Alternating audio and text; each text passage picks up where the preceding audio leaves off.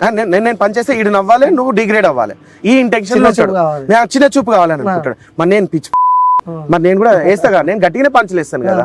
7 continents దాకా ఎందుకు ఏడా ఎక్కాం చెప్పు నువ్వు అంటే అది కాదు అది కాదు అరవకు మాట్లా పాయింట్స్ మాట్లాడుకున్నా పాయింట్ కట్ చేసి వెళ్ళిపోయాడు, భయపడ్డాడు. అర్థమవుతుందా? ఆ తర్వాత మళ్ళీ నన్ను కట్ చేసి 301 డైరీస్ మళ్ళీ ఈ నన్ను లైవ్లోకి తీసుకుంటే విజ్జు గౌడ్కి ఉన్నది వీడియో ఉన్నది, మీకు ప్రూఫ్ నేను పెడతా కావాలంటే. విజ్జు గౌడ్కి 3 స్ట్రైక్ లేవని చెప్పిండు. ఒకప్పుడు మరి నువ్వు ఇన్ని కదరా నువ్వు అన్వేష్గా ఎంసీఎన్ వల్ల సోలో క్రియేటర్స్ అందరు నష్టపోతున్నారు, ఆ ఎంసీఎన్ అనేది బ్యాన్ అవ్వాలి, దానివల్ల మనకు వ్యూస్ వస్తలేవు, ఈ వ్యూస్ తీసుకుపోయి ఎక్కడో పెట్టి అసలు నాన్ సెన్స్ సబ్జెక్ట్ తెలుసా వాడు చెప్పింది. జనాలకు తెలియక తెలుసా మీది ఒక సిఎంఎస్ ఛానల్, ఇప్పుడు ఎంసీఎన్ పడిపోయింది, సిఎంఎస్ ఛానల్ మీద ఇప్పుడు. అసలు ఎంసీఎన్ ఏం చేస్తుంది తెలుసా మీకు? వాళ్ళ మన యాడ్సెన్స్ తీసేసి వాళ్ళ యాడ్సెన్స్ పెట్టేసుకొని మనల్ని ఫ్రీ చేసేస్తుంది. ఇట్లా నువ్వు కంటెంట్ క్రియేట్ చేయి, మాకు వీడియో పంపించేసి మేము ఎడిటింగ్ చేస్తాం, థంబ్నెయిల్ చేస్తాం, దాని మీద SEO చేస్తాం, ఓకే నువ్వు ఫ్రీ ఉండొచ్చు, మేము షెడ్యూల్ టైం టు టైం చేస్తాం. ఏదన్నా స్ట్రైకులు కాపీరైట్ క్లెయిమ్లు వచ్చినా కానీ మేము అక్కడ మాట్లాడేసుకొని నీకు సాల్వ్ చేస్తాం. ఇది ఎంసీఎన్. మనోడు ఏం చెప్పిండు తెలుసా? ఈ ఎంసీఎన్ అనేటోళ్ళు వ్యూస్ అన్ని బయట దేశాల నుంచి వ్యూస్ చూపించేసి మనకు వ్యూస్, వాళ్ళకి వ్యూస్ తెప్పించేసి వాళ్ళకి రెవెన్యూ తెప్పించేసి మన సోలో కంటెంట్ క్రియేటర్లకు వ్యూస్ రాకుండా చేస్తుండ్రు అని నాన్ సెన్స్ సబ్జెక్ట్ తెలుసా? జనాలంతా ఇదే నిజమేమో, అందుకే మనకు వ్యూస్ వస్తలేమేదేమో అనేసి. మరి నేను వాడు చెప్పినప్పటి నుంచి నేను సోలో కంటెంట్ క్రియేటర్గానే వస్తున్నా, నేను ఎదిగినా, నాతో పాటు కొందరు ఎదిగినరు. మరి ఈ ఎర్రిపూకులు అందరూ ఎవరైతే ఉన్నారో వాళ్ళందరూ సపోర్ట్ చేసిన వాళ్ళు, ఎవరికైతే ఆ రోజు 100 సబ్స్క్రైబర్లు 1000 సబ్స్క్రైబర్లు ఉన్నారో వాళ్ళు ఆన్నే ఉన్నారు మళ్ళా. మరి ఇప్పుడు ఎంసీఎన్ అయితే లేదు కదరా బాబు. ఎంసీఎన్ అయితే ఇప్పుడు మొత్తం 99% తగ్గిపోయింది. ఇప్పుడు పెరగాలి కదరా మీకు వ్యూస్, మీకు వ్యూస్ వస్తలేదు. మనోడు ఏంటంటే ఒక సబ్జెక్ట్ కాంట్రవర్సీ క్రియేట్ చేసే ముందు పీజీ చేసిండు కదా, మనకు కొంచెం నాలెడ్జ్ ఉంది, వాడు కాదు కదా ఒక జనాలని ఎలా ఎమోషనలైజ్ చేయాలి అనేది. ఇప్పుడు ఎంసీఎన్ అయిపోయింది, ఇప్పుడు పెయిడ్ ప్రమోషన్స్ వల్ల బెట్టింగ్ యాప్స్ వల్ల చచ్చిపోతుండ్రు, అయిపోయా బ్లాస్ట్. నేను చెప్పిందంటే తప్పేముంది, వద్దు బెట్టింగ్ యాప్లు వద్దు అని చెప్తా కూడా ఇంత లేదు అట్లానే అంటలేడు. ఈ యూట్యూబర్లు అందరూ దొంగ నా కొడుకులు, వీళ్ళందరూ అందరూ కాదు, మళ్ళీ బయసన్ యాదవ్ గురించి ఒక్కని గురించే మాట్లాడుతున్నా. నేను అంటారు అందరి గురించి మాట్లాడంటున్నా, అందరు చేసిండ్రు కదా. ఏదో హర్షసాయి జోలికి బొమ్మను హర్షసాయి ఎంత తీసుకుంటే నేను చెప్తా, లోటస్ 365 కి ఎంత తీసుకుంటా చెప్తా. కాకపోతే నాకు హర్షసాయికి ఒక ర్యాప్ ఉండే ఒకప్పుడు, ఎందుకు అనవసరంగా ఇన్వాల్వ్ చేయడం అని తప్పించి చెప్తారు ఫ్యాన్స్ అందరూ, వ్యూవర్స్ అందరూ ఇంటర్వ్యూ ఎంత తీసుకున్నారు. నేను ఎందుకు ఇన్ఫర్మేషన్ ఇవ్వాలి బ్రో? నా దగ్గర పక్కా ప్రూఫ్లు ఉండగా నేను తీసుకున్నైతే పక్కా. లోటస్ 365 చేసిండు, పారీ మ్యాచ్ చేసిండు. లోటస్ 365 నా ఏజెన్సీ నుంచి పోయింది, అంటే నాకు ఒక హెడ్ ఉంది, హెడ్ ఏజెన్సీ నుంచి పోయింది, నా చేతిలోకి ఏం పోలేదు. నా మీద ఒక పెద్ద హెడ్ ఉంది, ఆ పెద్ద హెడ్ నుంచి పోయింది. సరే ఎస్టిమేషన్ సరే నేను డైరెక్ట్ చెప్పను, ఇండైరెక్ట్ చెప్తా. 83.5 ప్లస్ GST. ఇక నువ్వు లాక్స్ అనుకుంటావా, క్రోర్స్ అనుకుంటావా, 1000 అనుకుంటావా, నీ ఇష్టం. ఇక నేను చెప్పా ఈ విషయం హర్షసాయి విషయం అనుకుని నా పేరు ఎందుకు తీసుకుంటా నాయన అని అనుకుంటారు. 83.5 ప్లస్ GST. సో మరి హర్షసాయి గురించి మాట్లాడలేకపోతాడు ఎందుకు? హర్షసాయి ఫ్యాన్స్ ఎందుకు? మనకి ఒక గంటకి 3-4 లక్షల వ్యూస్ వస్తాయి. ఎవరికి? నా అన్వేష్కి. గంటకి నాకు 10 లక్షల వ్యూస్ వస్తాయి. ఒక అప్లోడ్ కొట్టిండు అనుకో, పోయి రిపోర్ట్లు కొట్టిరండి, ఆ భయం అట్లీస్ట్ పోకున్నా కానీ నీకు పడిపోతుంది కదా, వ్యూస్ కౌంట్స్ అన్ని పడిపోతాయి, రిపోర్ట్లు వస్తూనే ఉంటాయి కదా, వాళ్ళు భయంతో చెప్పలేదు. ఎందుకు మెయిన్ గా టార్గెట్ బయసన్ యాదవ్ ని మెయిన్ గా టార్గెట్ నాన్ వేషన్ ఎందుకు చేసిండు అంటే క్లియర్ కట్ ఇన్ఫర్మేషన్. ఈ వీడియోతో మీకు అర్థం కావాలి, ఈ వీడియో చూడకపోతే మీరు అర్థమవుతుంది. ఇక ఈ వీడియో మొత్తం చూడుర్రి.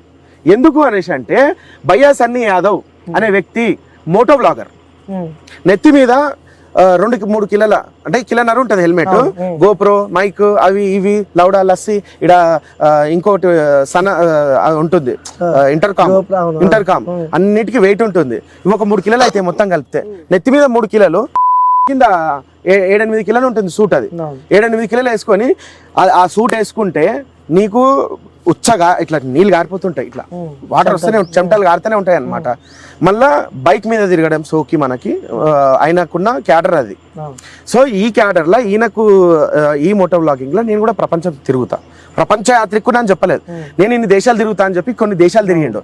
ఇప్పుడు భయ్యా సన్నీ యాదవ్కి 7 నుంచి 8 లక్షలు ఖర్చు వచ్చింది. ఏంటి, జస్ట్ మనోడు ఈ ఇప్పుడు ఇండియా నుంచి వెళ్ళి ఆస్ట్రేలియాకి నా వెహికల్ వెళ్ళాలి, నేను నా వెహికల్ ఎట్లా తీసుకెళ్ళాలి చెప్పన్నా. సో బండి మీద పోతావు, నేను ఇండియా నుంచి వెళ్ళి ఆస్ట్రేలియాకి తీసుకెళ్ళాలి నా బండి, మధ్యలో షిప్ వేసుకొని పోతావు, కార్గో షిప్ వేసుకొని పోతా. మరి పిచ్చి మీ అన్వేష్ గాడు షిప్ కార్గో షిప్ లా కాకుండా ఇండ్లేసుకొని సముద్రం మీదకి పోమంటుండు పిచ్చి. మా మాత్రం కామన్ సెన్స్ లేదా? బండి తీసుకుపోయి కార్గో దాంట్లో వేసిండు, పోయింది డైరెక్ట్ అక్కడ పోయినా దిగి బండి తెచ్చుకుని అక్కడికి అని చెప్పి చెప్తున్నాడు. అవునన్నా, నేను అదే అంటున్నా.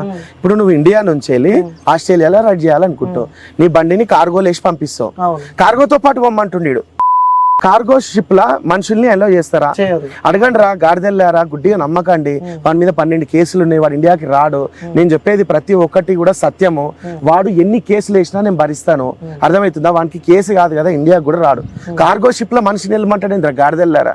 కార్గో షిప్ లో ఐటమ్స్ వెళ్తాయి రా, పెద్ద పెద్ద బ్యాగులు, కంటైనర్లు, అందులో మనుషులు వెళ్ళారు, అందులో డ్రైవరు, అందులో స్టాఫ్ మెంబర్స్, వాళ్ళ టీం ఒకటి తప్ప వాళ్ళు ఏం ప్యాసింజర్లు వెళ్ళారు, అర్థమవుతుందా? ఇప్పుడు కార్గో షిప్ బండి వెళ్తే ఒక 20-22 డేస్ అవుతుంది. సరే, నువ్వు కూడా షిప్లోనే వెళ్ళమా అని అంటున్నా అనుకుందాం. భయ్యా సన్నీ యాదవ్కి ఇక్కడ నుంచి ఆస్ట్రేలియాకి వెళ్ళాలి షిప్లో, ఒక సమ్ అమౌంట్ అవుతుంది. అదేదో ఫ్లైట్ టికెట్ వస్తుంది కదా, ఆడికి పోయి మనోడు ఇంకో 20 రోజులు రెస్ట్ తీసుకొని వేరే కంటెంట్ ఆలోచించుకుంటాడు కదా. సో ఇక్కడ ఈయనకు అనిపించిన తప్పేంది? సో జనాలను ఎట్లా చేసిండంటే, నువ్వు బండి షిఫ్ట్ చేసుకుంటా నువ్వు ఫ్లైట్లలో తిరిగినావు అని చెప్పాడు. మరి అన్ని వీడియోలు పెట్టిండు, తిరుగుకుంటా చిలీ దేశంకి పోయి బ్రెజిల్కి వెళ్ళి నేను వీడియోలు పెట్టిన, అవన్నీ చూస్తలేరా జనాలు? సో ఈయనకు కూడా జనాలు అనేది 90% సపోర్ట్ చేస్తున్నారు. మొన్న ఒక లైవ్ లా అడ్డంగా దొరికిపోయాడు అన్వేష్. ఒక లైవ్ ని కండక్ట్ చేయమని వాళ్ళకే చెప్పి వాళ్ళకు డబ్బులు ఇచ్చి వాడిని ఎరుపు చెప్పి మైక్ ఆఫ్ చేసిన అనుకోని మైక్ ఆఫ్ చేయకుండా అని చెప్పి పక్కన పోయి మాట్లాడుతుండు. ఆ మైక్ లో రికార్డ్ అయింది అది. సో నాన్ వేసి మాట్లాడుతుండు అంటే ఏంటి, పైసలు ఇచ్చి ఇలా అనేసి మేనేజ్ చేస్తుండే అనేసి అర్థమవుతుంది కదా. సో ఇది okay. So next non veg అసలు నేను అసలు విషయం చెప్పలేదు. ఇప్పుడు భయ్యా సన్నీ యాదవ్ మరి అట్లా కార్గో షిప్ వేసుకుంటా 8 లక్షలు 9 లక్షలు ఈ షిప్పింగ్ కే అయినాయి కదా, ఒక బండే వస్తుంది కదా, ఒక 5 లక్షలు 6 లక్షలు మంచి బండే వస్తుంది కదా, ఈ బండి మీద తిరగాలని ఎందుకు ఉంది అనేసి అంటే మనకి ఒక గుర్తింపు కావాలి. అయినా కూడా ఉంటుంది కదా జీవితంలో, ఏం బీకినవరా అంటే నేను ఇది బీకినా అని చెప్పడానికి.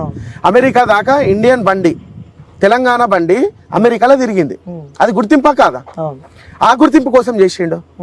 అక్కడ పోయి ఒక బండి కొనుక్కోవాలంటే ఆయనకు వెంట్రుకతో సమానం. అక్కడ పోయి బండి కొనుక్కొని బండి మీదనే రైడ్ చేస్తారు అవసరం అయితే. ఇక్కడ మన తెలంగాణ బండి అక్కడ తీసుకెళ్ళాలని ఒక ప్రయత్నము. నాకు కూడా ఒక గిన్నీస్ వరల్డ్ రికార్డు, లేకపోతే నాకు కూడా గిన్నీస్ వరల్డ్ రికార్డు దాకేందో నాకు కూడా ఒక గుర్తింపు వస్తుంది అనే ఒక ఫ్యాంటసీతో పోతే అరే రే రే రే రే చాలా పెద్ద సమస్యలు వచ్చి పడిందే. ఇప్పుడు వానికి వచ్చింది అనుకో పేరు, నేను కొన్ని అవుతా అనికి లేకుండా చూడాలి, ఎట్లా టార్గెట్ చేయాలి. అమెరికా నుంచి వెళ్ళి ఈడికి ఎట్లా వచ్చిందంటే షిప్లలో వచ్చిండు అని చెప్పి కాంట్రాక్టర్స్ క్రియేట్ చేసిండు. 1-2 రోజులలో జనాలకు అర్థమైపోయింది, అరే వీడియోలు పెట్టింది చూసినాం రా నాయన, ఒక్కొక్కటే 20-30 నిమిషాలు పెట్టింది చూసినాము, అన్ని చూసినాము, నువ్వు రా అని చెప్పి కామెంట్లు వెళ్ళిపోయినాయి, తిట్టిండ్రు, బండ బూతులు తిట్టిండ్రు, మీకేం దిగలేరు అందరూ. అప్పుడు మనోడు ఏం చేసినట్టే, నేను ఏమంటున్నా అంటే బెట్టింగ్ యాప్స్ ప్రమోషన్ ఆ పైసలన్నీ ఎట్లా వచ్చినాయి, ఇవన్నీ బెట్టింగ్ యాప్స్